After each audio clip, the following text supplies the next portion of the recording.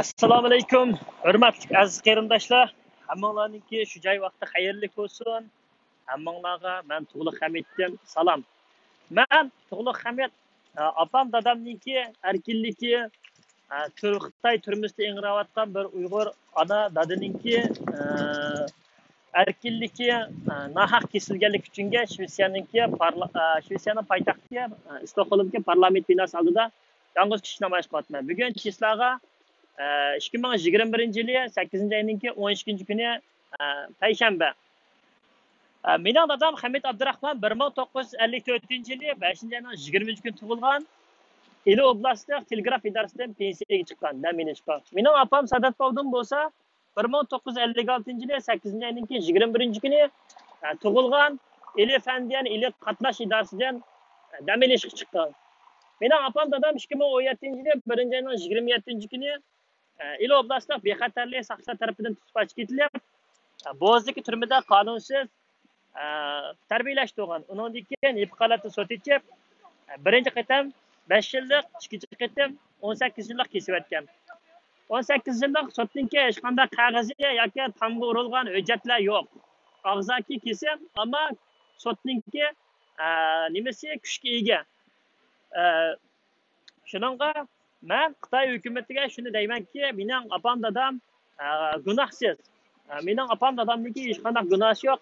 Men Xitoy hukumatidan opam dadamni shartsiz qo'yib berishni talab qilaman. Undan keyin bo'lsa, meningki bu kechikib chiqib qilishninki sabablari bo'lsa, birinchidan meningki adamningki meni to'sib turganligi, bu ishlarningki mening sababimdan bo'lganligi, shuning uchun jim o'ta degan. Undan keyin bo'lsa, keyin opam dadamningki mushunaqangi ishlarini anglagandan keyin sosyal medialarda bir akamiz tarafidan yordam berilib, doim avjiga chiqib ishlar yaxshi bo'layotgan chaqda virus boshlanib ketib, o'ziningki niyat maqsadlariga yetish uchunga bu ishni sosyal mediani to'xtatiblan. Oq tarafda Xitoyni urdiganni urdiq bo'ldi, hamda yumshoq usulda hal qilamiz deb ben de kıyafetime şu işler boldu ya. Nes gerek ile fotonun oyunu kızış başında.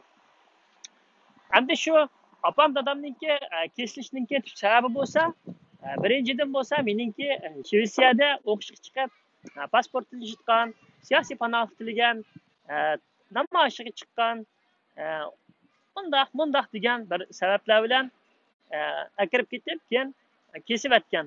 Buni G'ulji shahrininki Cixi idorasininki boshlig'i Ne'mat ashundaq degan. Buniki bolasiniki Shvetsiyadan bizga kelgan uchurlarda bizniki davlatning tigini og'dirish nimasi kuchlik ashunda deb mushunda kesib o'tgan. Ikkinchisi opam dadam bilan meniki Turkiyada ko'rishganligim. Qarindoshlar, hamma odamning ko'rishdi.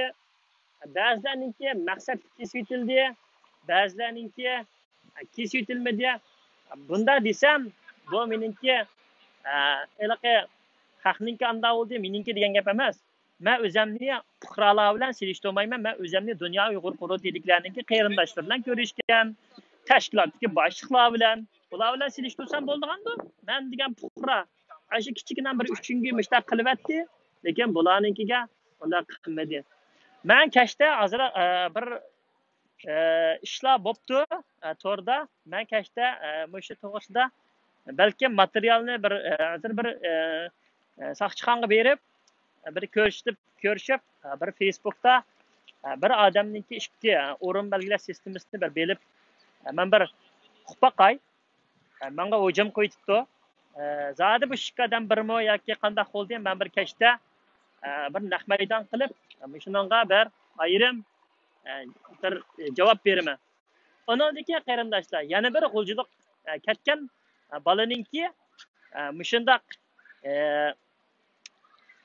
mushundaylik ketganligi tufaylidan meni ashyaga berib, shunda ig'ir chiqayotgan. Meniki opam dadamga ichi og'irmagan. Hatto menga misha kelgan chaqda sening qilgan ishlaring ozmi? Hatto öndidarda degan gaplari, voy, o davoni qildigan odam ayrim. Öndidarda qo'rqmay ashta degan. O'ani qisib pulingni topsang, ishing undaq bo'ldi. Uni öndidardagi adresi G'ulja.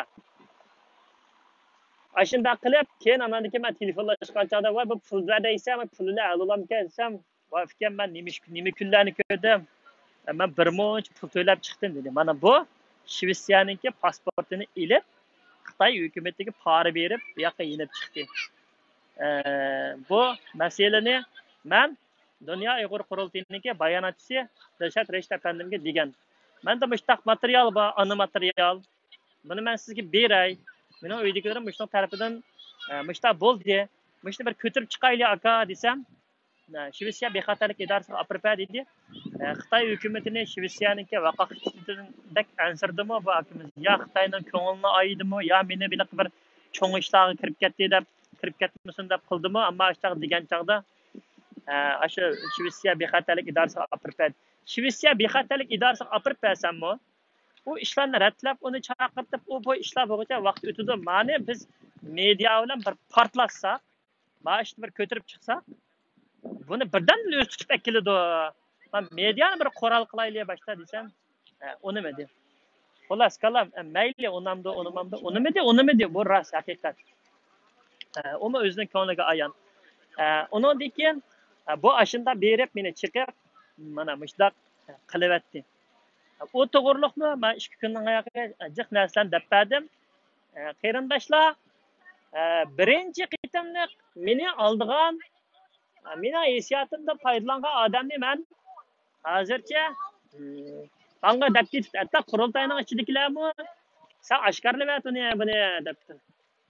Men oshkorlamayman. Men manda o'ylab baqsam, qaysinchi ilgirga rasvo ekansizlar, ashu bag'u vidtangni ching'itadigan yoki qildigan sen haqning to'g'risiga. Men endi bildim. Uningki u odamningmi ne kadar bichorligini bildim. O'zi yolg'iz qoldi. Hozir hammasi birlashib ashni urib chiqar. Qaysining qo'ldan kelmaydi. O Dolqin Aysa, o Roshan Abbas deganlar u bir artist da teshida o'ynayotgan. Uni urib chiqarib yetmaydi, ammo uning obro'yini yerga to'kib, o'zining gapini qurultayda gap qilmoqchi. Men bu o'yinni sizlarga bermayman. Men u akamizni rasvomni qilmayman. Men mushtaq qilib turib chiqib tillab, achchig'imni chiqaraman. Vaqtdan soat kelgan chog'da men o'zim uningdan narslarimni qanday qaytarishimni bilaman. Men hozir qaytarib olmayman. Qaytarmag'im kelsa mushtaq qilib o'ynayman men. Sizlar bir 2 kun bo'ldi, bir o'yin o'ynadinglar. Men kashda bir naq maydon qilib, sizlarga bu o'yinni xalqqa ichib beray. Qarindoshlar, hammanglar ota-onanglarga ega chiqinglar. Xalqaro jinoiy ishlar sotiga beringlar.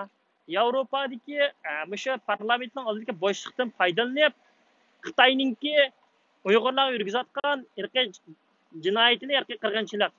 Dunyo biladi, ham qarorlar chiqib bo'ldi, to'xtamay qilayli, xalq harakatini qo'zg'ayli, xoinlarga yo'q deyli. Oldimizda cho'ng ishlar bo'ladi. Dunyo siyosatida cho'ng ishlar bo'ladi. Bularningki qutirib ketibag'ini, yurikininki pok-pokligi, hatto bularningki ajalni yaqinlab keldi. Ulug' Allohning qudrati bilan xoinlarningki ajalini yaqinlab keldi. Shuningga men qarindoshlarga ota-onanglarga ega chiqinglar. Xitoy vatandan chiqib qolsa yoki bir nima bo'lib qolsa, mala aning ichida yotgan tirik guvohchilar. Mala qirilib ketadi. Shuningga siz kuchli to'masangiz bo'lmaydi, ammo bir kunlarda apla tug'loq sening deganing raskar deganligidek bo'lib qolsa bo'lmaydi. Shuningga ota-onamizni qiladi. Men Xitoy hukumatiga deydiganim, Xitoy hukumati sen ba'zi bir yolg'on jasuslarningki yolg'on seningdan pul tepish uchun, seningga o'ziga kirish uchunga, vizasini qo'laytirish uchunga meni Turkiya pasporti bor dedi, amaliyotda bu yolg'on chiqdi, sen aniqlab chiqdin. Bu yolg'onga deb bo'lsa, adamga men gapni aniq qilib aytay. Nurg'un narsalar yolg'on chiqdi. Shuningga mening opam dadam gunohsiz.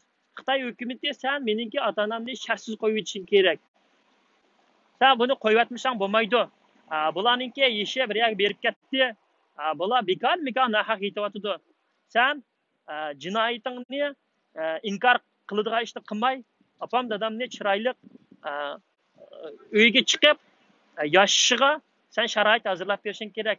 Mening bechora opam dadam ikkisi ayrilib turayotgani 5 yil bo'ldi. Mening opam dadam sotda bir ko'rishibdi ekan. Yig'lashib ketdi ekan.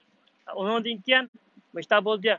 Undan keyin Xitoy hukumati mening dadamniki dadisimi shundaq hukumatda ishlagan. Sen mishtaq bir kunmi mishlani minutni o'zi chiqib qo'ypamiding.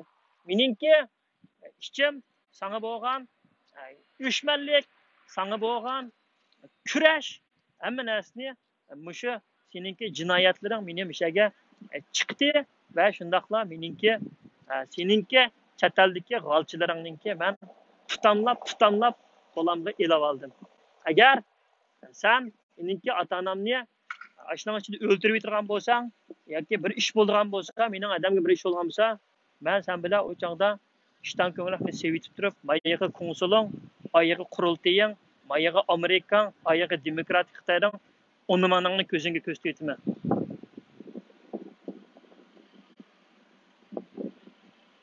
Shuningga qarindoshlar, hamma narsaninki cheki bo'ladi. Sabrmi qilib baqdiq, voy qo'yib yetdi, voy addoq bo'la deb qo'yib atmaydi.